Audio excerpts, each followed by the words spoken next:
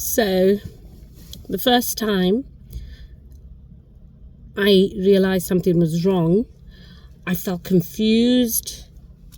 Just sort of in the middle of the day, I would just feel weird, like I'm a bit dizzy and just not feeling like myself.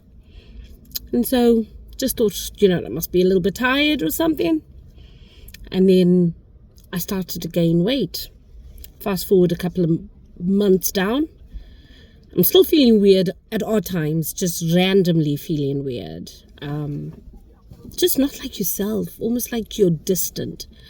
And so went over to the doctors, saw the doctor, and the doctor said to me, okay, we'll do some blood tests.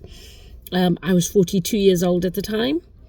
And so I said to the doctor, okay, I'm 42 and I'm starting to gain weight. The last time I'd gained weight without explanation, I discovered I was 4 months pregnant. So first thing he asked is, could you be pregnant? No. How's the ladies' things going? I explained that was fine. He says, fine, we'll just do some tests. Didn't raise no alarm to me at that point. So did some blood tests.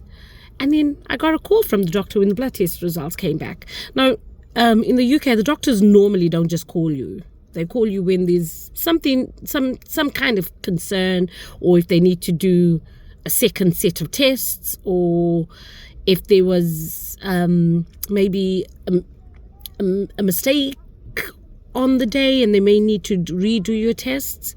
But on that day, he called me and he said to me, do you want to make an appointment and come in? Straight away, I was afraid. I was like, oh, goodness, what could this be? He's like, no, don't be alarmed. It's nothing to worry about. Just come on in.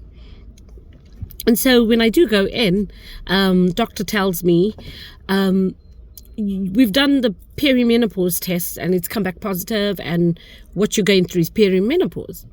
I'd never heard of the word perimenopause. I'd heard of menopause. Never heard of perimenopause. So, as you would, Google. Okay, Google says it's similar signs to what we've heard. They put in there the hot flushes. And so, in my mind, menopause is just hot flushes. But I thought, okay, peri is before menopause. So I wasn't too alarmed. Except that I started feeling really weird. And so this weird feeling continued for a couple of months, and I got a bit worried, and I thought to the doctors, like, this is starting to really get to me. So I was also feeling like I can't sleep, like really struggling with my sleep. Like I would go to bed 10, 11, whatever time, I would be up until 5 o'clock in the morning. No sleep whatsoever. So again, self-diagnosing, went on Google. Google suggested that with perimenopause or menopause, you will have trouble sleeping.